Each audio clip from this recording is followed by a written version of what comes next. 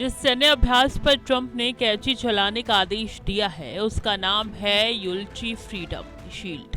और ये अमेरिका तथा दक्षिण कोरिया के बीच होने वाला बड़ा वार्षिक संयुक्त अभ्यास है। इस साल ये अभ्यास 17 अगस्त से 27 अगस्त तक चलने वाला और इसमें करीब 18,000 दक्षिण कोरियाई सैनिकों की भागीदारी है।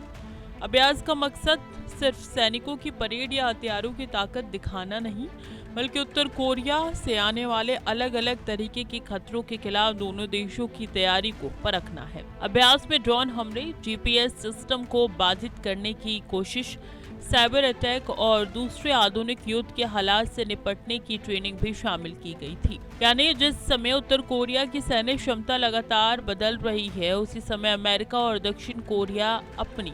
संयुक्त तैयारी को और आधुनिक बनाने की कोशिश कर रहे थे। लेकिन अभ्यास शुरू होने से ठीक पहले ट्रंप ने इसका स्तर घटाने का आदेश दे दिया।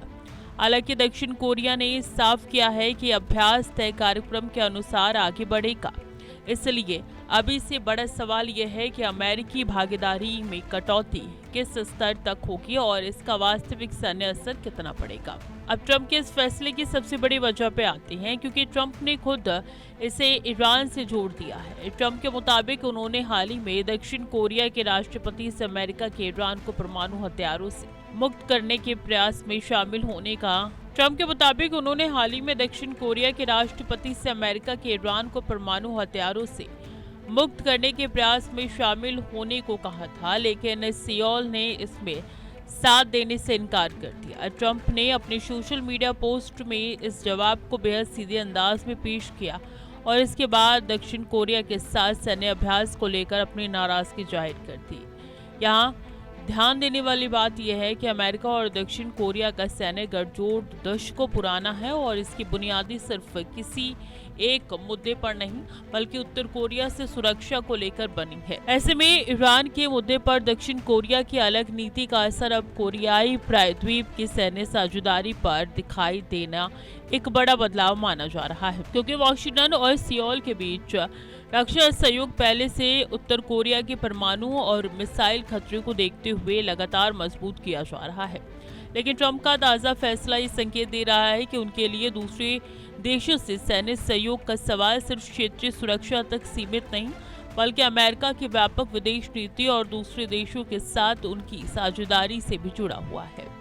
दूसरी और शायद ज्यादा बड़ी वजह खुद किम जोंग उन है। ट्रंप ने साफ तौर पर कहा है कि उत्तर कोरिया के नेता किम के साथ उनके रिश्ते बहुत अच्छे हैं और इसी वजह से वो अमेरिका तथा दक्षिण कोरिया के बड़े सैन्य अभ्यासों से खुश नहीं है। ट्रंप का तर्क है कि यह अभ्यास उत्तर कोरिया को एक शत्रुतापूर्ण संकेत देती हैं और अगर अमेरिका तथा दक्षिण कोरिया के बीच बातचीत का रास्ता खोलना है तो सैन्य कदमों को कम करना जरूरी हो सकता है। यही वो जगह है जहां ट्रंप की रणनीति बाकी अमेरिकी नीतियों से अलग दिखाई देती है, क्योंकि एक तरफ अमेरिका और दक्षिण कोरिया संयुक्त सैन्य तैयारी को उत्तर कोरिया के खतरे से निपटने का जरूरी माध्यम मानते हैं, तो दूसरी तरफ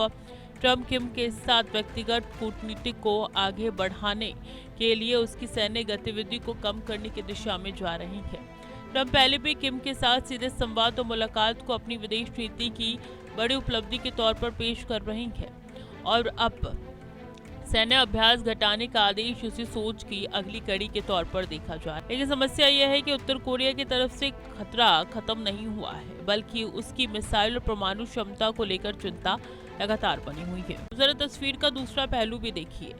क्योंकि अमेरिका और दक्षिण कोरिया के लिए ये सैन्य अभ्यास केवल कागजी युद्धाभ्यास नहीं है, बल्कि युद्ध की स्थिति में दोनों सेनाओं के बीच तालमेल जांचने का मौका है,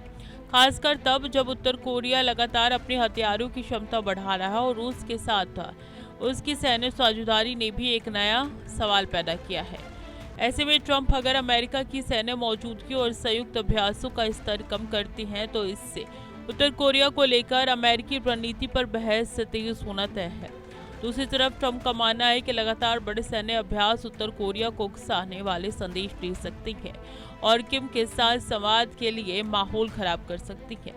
इस पूरे घटनाक्रम में दक्षिण कोरिया की स्थिति भी बेहद अहम है, क्योंकि सियोल के लिए उच्च कोरियाई कोई दूर का खतरा नहीं बल्कि सीधे उसकी सीमा से जुड़ा सैन्य खतरा है। दक्षिण कोरिया की राजधानी सियोल उत्तर कोरिया से बेहद कम दूरी पर है और इसलिए वहां की सुरक्षा रणनीति में अमेरिका सैन्य समर्थन की भूमिका लंबे समय से बेहद महत्वपूर्ण रही है। दोनों देशों के संयुक्त अभ्यास इसी तैयारी का हिस्सा है और इन्हें कम करने का फैसला दक्षिण कोरिया के लिए सिर्फ राजनीतिक संदेश नहीं बल्कि सैन्य तैयारी से जुड़ा सवाल भी बन सकता है। हालांकि दक्षिण कोरियाई रक्षा मंत्रालय ने कहा कि इस साल का उल्ची फ्रीडम शील्ड अभ्यास तय कार्यक्रम के मुताबिक जारी रहेगा, जिसका मतलब यह है कि फिलहाल सियोल अमेरिकी आदेश के बाद भी अपनी तैयारियों को रोकने के मूड में नहीं है। दूसरी तरफ ट्रंप के आदेश से ये जरूर साफ हो गया है कि अमेरिका की तरफ से आने वाले दिनों में संयुक्त सैन्य अभ्यास का आकार और अमेरिकी हिस्सेदारी दोनों पर दोबारा विचार हो सकता है। इसलिए आने वाले समय में वॉशिंगटन और सियोल के बीच सिर्फ उत्तर कोरिया की रणनीति पर ही नहीं बल्कि अमेरिका सुरक्षा प्रतिबद्धता की सीमा पर भी बातचीत होने की संभावना बढ़ गई है। अब इस फैसले का असर सिर्फ अमेरिका, दक्षिण कोरिया और उत्तर कोरिया तक सीमित नहीं रहेगा, क्योंकि कोरियाई प्रायद्वीप की सुरक्षा का सीधा संबंध जापान और पूरे इंडो पैसिफिक क्षेत्र से है। अगर अमेरिका अपनी सैन्य गतिविधियों को घटाता है, चीन, जापान और उत्तर कोरिया तीनों इस बदलाव को अपनी अपनी रणनीति के हिसाब से पढ़ेंगे।